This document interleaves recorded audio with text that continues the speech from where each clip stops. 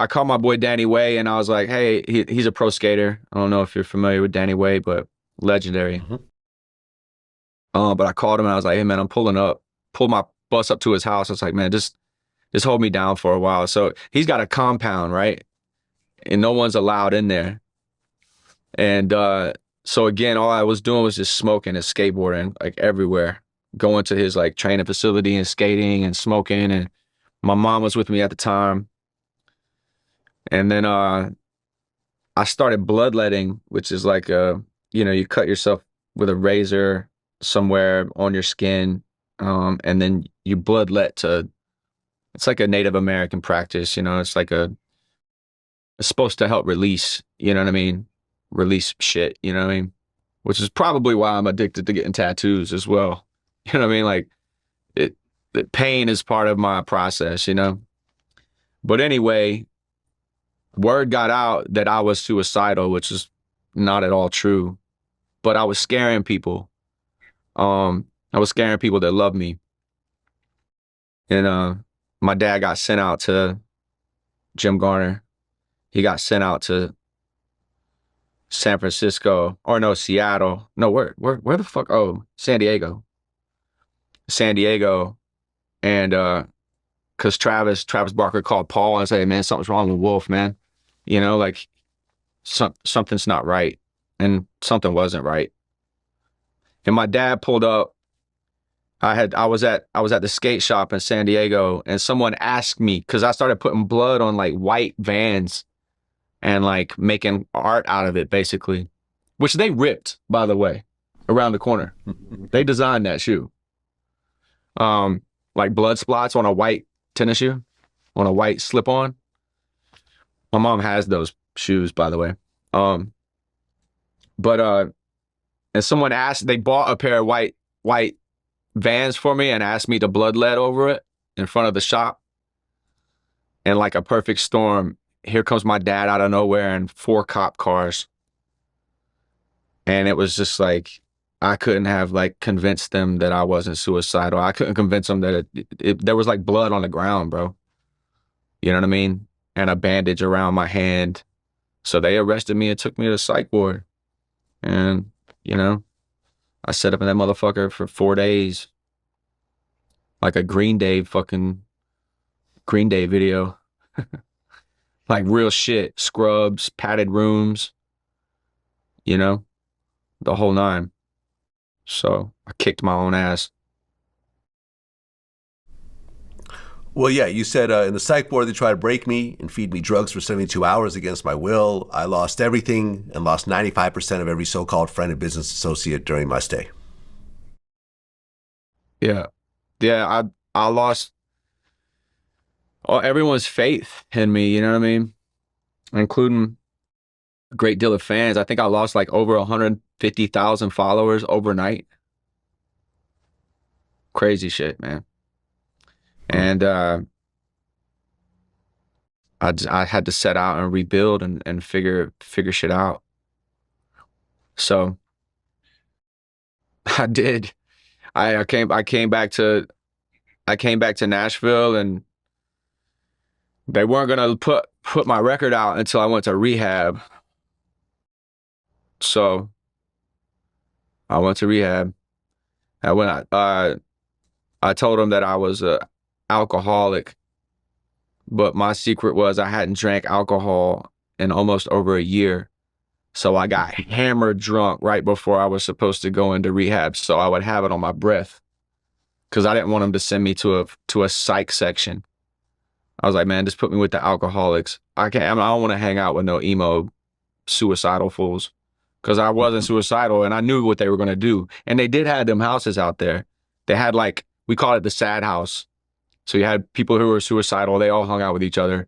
Alcoholics hung out with each other. Sex addicts, they hung out in another house.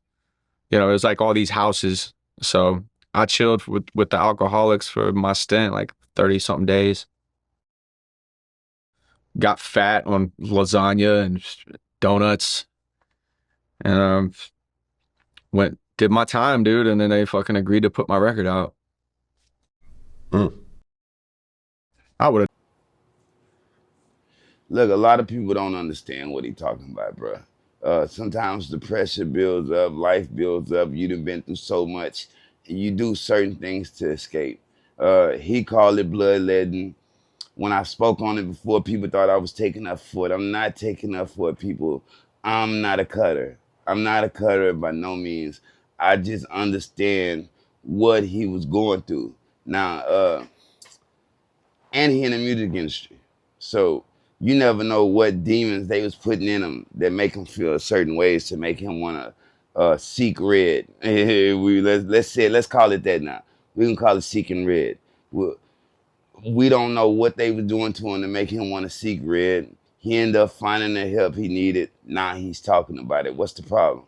I understand Yelawolf. If you don't understand Yelawolf, you don't understand him. If you live some perfect life and nothing's ever happened in your life to cause any type of pain, emotional trauma, PTSD, whatever you want to call it, you know what I mean?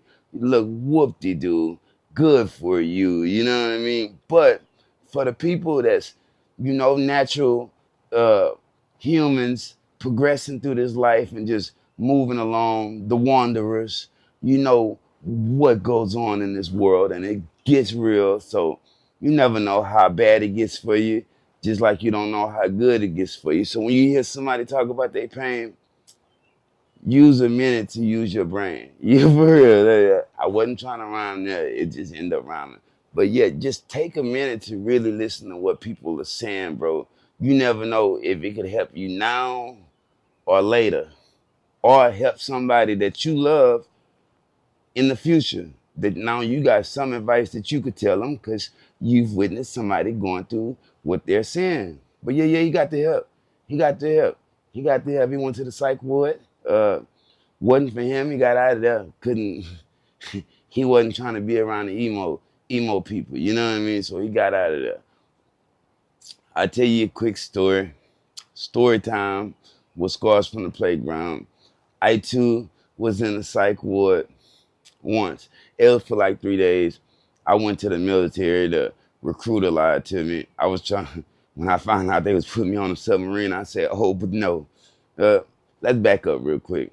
I had dreads long as here, bro. So when I decided to pop the question, get married, go to the military, change my life, I wasn't worried about it. I let them cut me up. I damn near cried when they cut me down. But yeah, they cut me down. 5 weeks in, I find out I'm going to the submarine. Four weeks in, if you really know the schedule of the military. But 4 weeks in, I find out I'm going to the submarine. I'm in the Navy. I'm like, huh? Like, I thought I was just moving to California. We always had California dreams. I thought I wasn't gonna really go see no war. Really had to go around the world. You told me I can get stationed anywhere. And now, buddy, you're going to the submarine, come up for air every 3 months or some shit like that. You know what I mean? You stay down and you come up. I wasn't having it. I used to fill my water over canteen. I was trying to break my knee to get out the military. I didn't know if you're not really crazy, you can't really break your knee. Your mind won't let you really just snap it like that. Maybe if you hit it with a jackhammer or something like that, you know what I mean? You could break it, but with the canteen wasn't working. Every time I walked out of there, I left with a new limp. You know what I mean? Knee was hurting bad than a mother. Why did I do that? I could have played a different type of thing to get out of there, but why did I do that? I was looking at it like I was going to defraud the government. I didn't do it, so I could talk about it. I was going to defraud them. I say, boy, if I leave this military with a military injury, I get paid for the rest of my life. That's just how I was thinking it when I was younger. You know what I mean? I was always scamming and trying to get over on shit. But yeah. I tried to do that. What didn't work, they sent me to get all type of tests, MRIs, and all type of shit on this knee. Turns out, they say wasn't nothing wrong with me. My heart was, now I done pushed myself back in the system a little bit where I'm gonna have to be in this little boot camp longer just to graduate. I'm like, it's not happening. Not happening. No, sir. I stopped taking orders. When you stop taking orders, you become a problem. And I stopped taking orders. I stopped drinking the water. They put something in the water too. Yeah. They put something in water. I stopped drinking the water. I stopped taking orders.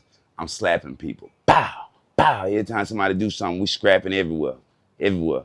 Look, it came a point where I was arguing with somebody. I guess they knew where it was gonna go. They wanted me to get Navy boxing. They said, "Boy, if you like to fight so much, we want you in Navy boxing." They was recruiting me for that, taking me here and there to talk to these people to get in Navy boxing. I wanted out, out. So anyway, one particular day, I'm arguing with this big guy, yoked up. It's the military, bro. Yoked up, arguing. I'm about to fight. I'm about to scratch. I want to go home now. I got a baby coming any day soon. I'm trying to get out of here and go home now. But anyway, I went so crazy. I heard the doors open. You hear the locks. They got you locked in there. Hear the doors open. It's the people from the Psych ward with a straight jacket. Man, they coming for me. You know what I mean? It was the most embarrassing thing I ever went through. You know what I mean? When I got, look, I'm leaving out there like this. When I got there, I realized, bro, I ain't even crazy. I'm in here with real crazy people. I too wanted to get out. You know what I mean? Told them this, told them that. They ended up sending me home after 3 days. But yeah, I wasn't taking the medicine. You know what I mean? But yeah, it happens, bro. It happens. Sometimes you land in the Psych ward. You know what I mean? I mean, one could only hope when you really need that help, that attention. You know what I mean? I didn't really need the attention. I pretty much got myself there, but maybe something was really going on with me. I'm sitting there trying to really break my own knee, even though it didn't work. You know what I mean? I was still trying to break my own knee. See, it's stories like this that I gotta tell. My channel is like, I tell stories like this. Scars from the Playground, that's it for the day. I got things to do, people to see, music to make. If you haven't already, go jam some Chris Magic, Scars from the Playground music, Dan Carella. Yo, we out here. Peace.